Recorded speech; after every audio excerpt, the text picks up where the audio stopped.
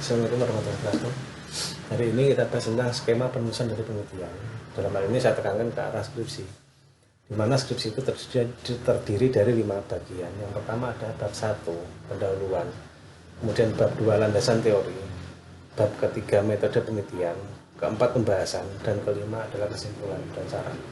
Nah, untuk bab 1 kita bahas satu persatu. Bab 1 ada pendahuluan, itu terdiri dari 4. Yang pertama ada latar belakang.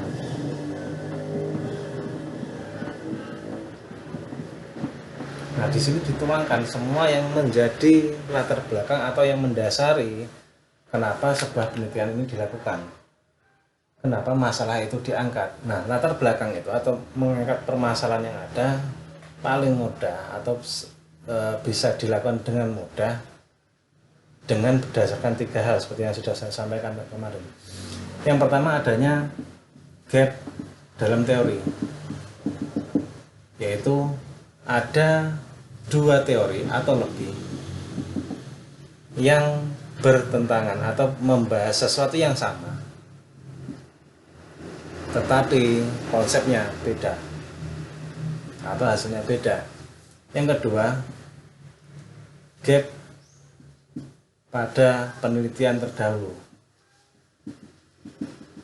di mana ada 2 penelitian atau lebih yang membahas hal yang sama tetapi hasilnya beda. Contoh misalkan penelitian pertama membahas tentang inovasi, pengaruhnya ke kinerja. Penelitian pertama mengatakan inovasi pengaruhnya positif, signifikan. Penelitian kedua menghasilkan hasil yang positif tapi tidak signifikan. Penelitian ketiga misalkan hasilnya negatif, signifikan.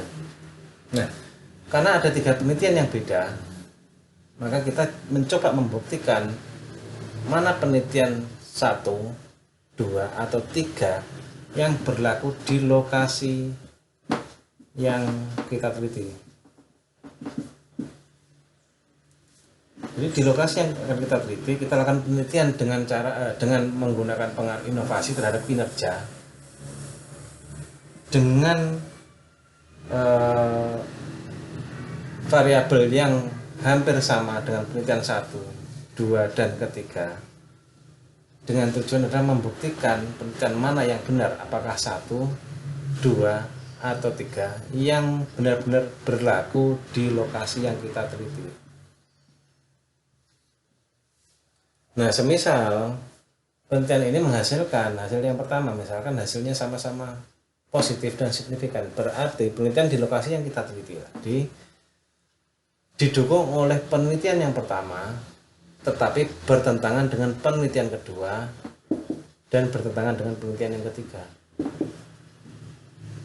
Nah, kalau didukung di sini tidak masalah.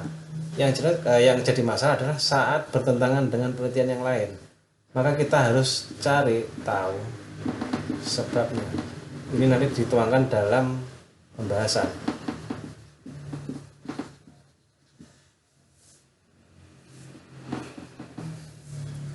Nah, latar belakang dari 2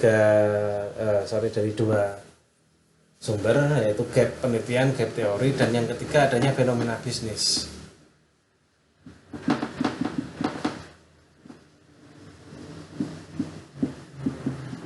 Yaitu adanya kejadian yang dianggap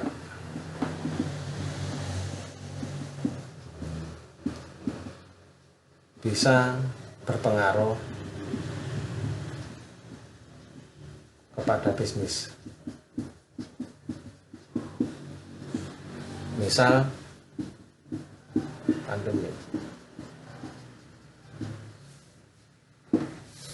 Karena adanya pandemi, orang-orang bekerja di rumah, work from home. Pertanyaannya, bagaimana dengan kinerja? Ada yang sama, berubah, tambah bagus, atau tambah jelek? Nah, ada di sini WFH ke kinerja. Nah, kalau kita ingin mengangkat ini, maka kita harus punya teorinya dulu. Teorinya apa? Teori SDM. Tentang fasilitas, pengawasan, dan lain-lain. Nah, apakah nanti dengan WFH ini pengaruhnya ke kinerja, apakah tetap positif signifikan, ataukah negatif signifikan, ataukah positif tidak signifikan, atau negatif tidak signifikan? Bisa. Jadi karena adanya fenomena pandemi dan orang diwajibkan untuk bekerja di rumah, kita mencoba meneliti bagaimana kinerja yang dihasilkan oleh orang-orang yang bekerja di rumah. Nah, jadi latar belakang itu paling mudahnya dasar untuk mengambil masalah itu dari 3 hal, yaitu teori gap, yang kedua adalah gap dalam penelitian terdahulu, dan yang ketiga adanya fenomena bisnis. Yang kedua, dari semua masalah yang disampaikan dalam latar belakang dirumuskanlah ke dalam sebuah pertanyaan, kalimat tanya yang disebut sebagai rumusan masalah.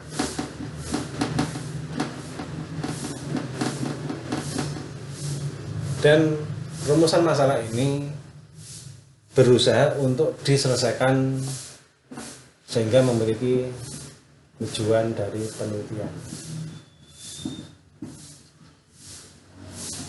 Dan yang keempat, tentu punya manfaat.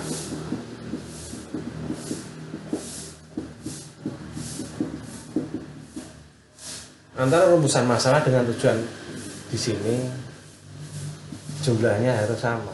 Jadi jika mengangkat 3 masalah, maka tujuannya juga harus 3. Tidak boleh mengatakan masalahnya 3, tujuannya 4. Kenapa? Karena tujuan dari penelitian ini adalah untuk menjawab permasalahan yang diangkat. Jadi tujuan penelitian menjawab masalah yang diangkat. Kalau masalahnya 3, maka tujuannya juga harus 3. Dan ini nanti harus konsekuen dengan kesimpulan. Jadi 3 hal, rumusan masalah, tujuan, dan kesimpulan ini jumlahnya harus sama. Kalau 3 ya 3 juga. Kalau 4 seterusnya. Karena kesimpulan itu adalah jawaban atas rumusan masalah yang dijadikan satu setelah penelitian dilakukan. Bab 1 selesai, kita ke bab 2.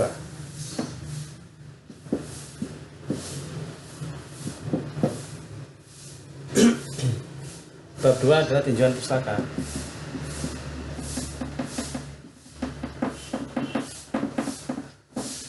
Di mana tinjauan pustaka ini ada beberapa poin. Poin yang pertama, harus digunakan teori utama. Yang dimaksud dengan teori utama adalah teori yang benar-benar berhubungan dengan masalah yang Anda teliti.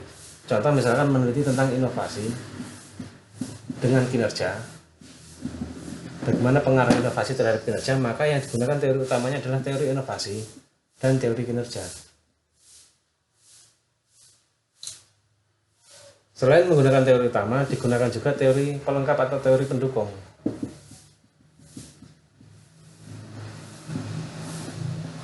Contoh teori pendukungnya, kalau kita membahas tentang inovasi dan kinerja, maka kita gunakan teori pendukungnya adalah teori MSDM.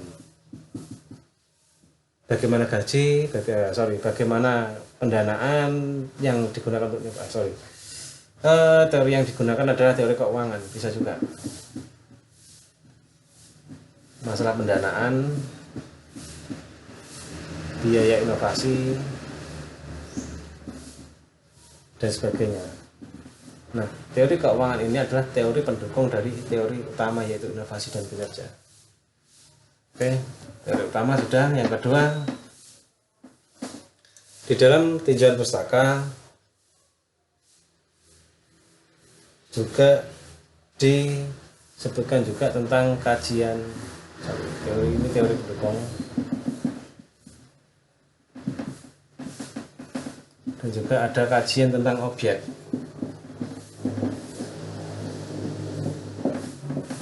Di sini kajian tentang objek, Anda menerangkan objek yang akan Anda teliti itu seperti apa, kondisinya seperti apa, dan sebagainya. Dan yang keempat ada kerangka berpikir.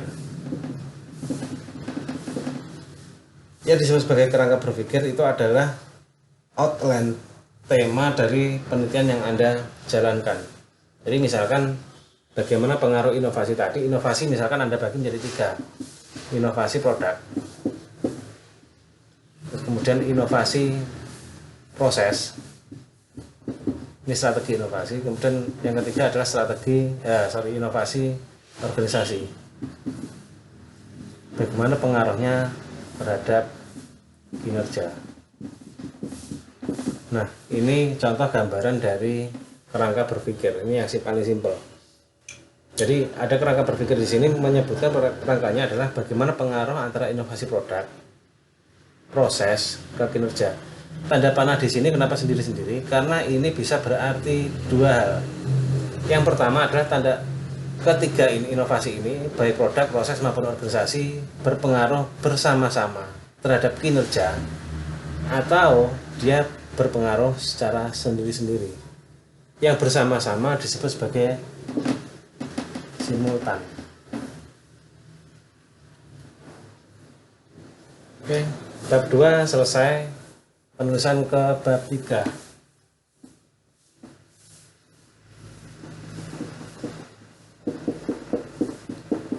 Metode penelitian. Jangan salah, di sini bab 3 adalah metode penelitian, bukan metodologi penelitian.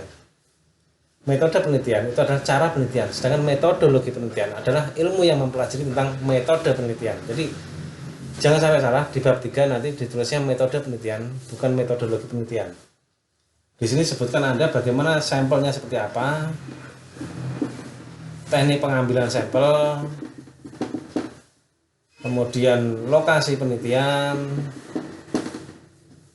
sampai ke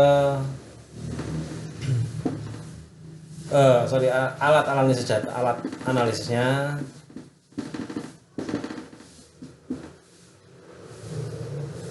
sampai nanti pada metode penelitian itu semua yang berhubungan dengan apa yang akan Anda teliti di sini, sampai alat analisis, kemudian jumlah sampel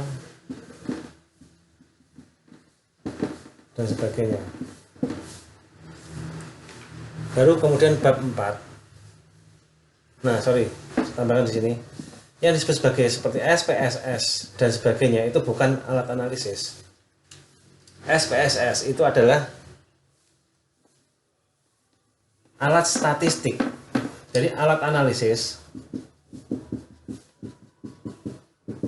itu kalau dalam penelitian kuantitatif biasa yang banyak dilakukan oleh mahasiswa kalangan S1, kelas S1 itu menggunakan regresi linier berganda.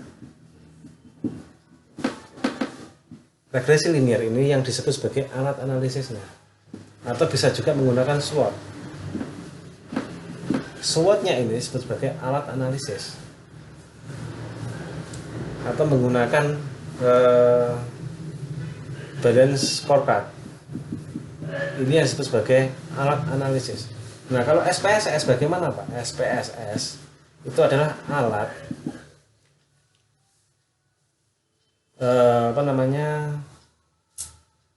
statistik. Nanti juga ada AMOS. AMOS itu juga alat statistik yang memudahkan untuk menghitung atau digunakannya ini atau ini. Nah, oke, bab 3 selesai, baru ke bab 4.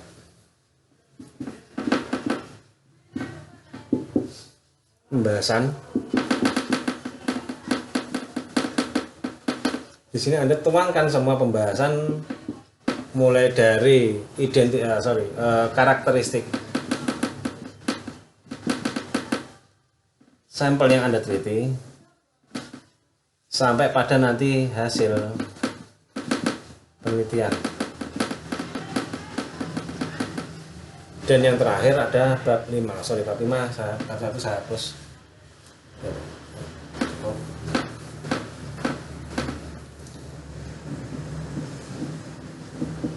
Bab 5 yaitu kesimpulan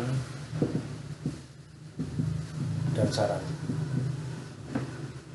Satu kesimpulan, yang kedua saran. Di mana kesimpulan di sini jumlahnya harus sesuai dengan masalah yang diteliti dan harus sesuai dengan juga dengan tujuan. Seperti yang saya sampaikan di awal tadi, jika masalah yang diangkat itu 3, maka tujuannya juga harus 3 dan kesimpulannya juga harus 3. Kalau yang diangkat 4, maka tujuannya harus 4 dan kesimpulan juga harus 4. Kenapa? Karena masalah yang diangkat 4, tujuan ini adalah berusaha untuk menyelesaikan masalah, dan kesimpulan adalah jawaban akhir dari masalah yang diangkat. Oke, demikian skema penulisan dari penelitian atau dalam hal ini skripsi.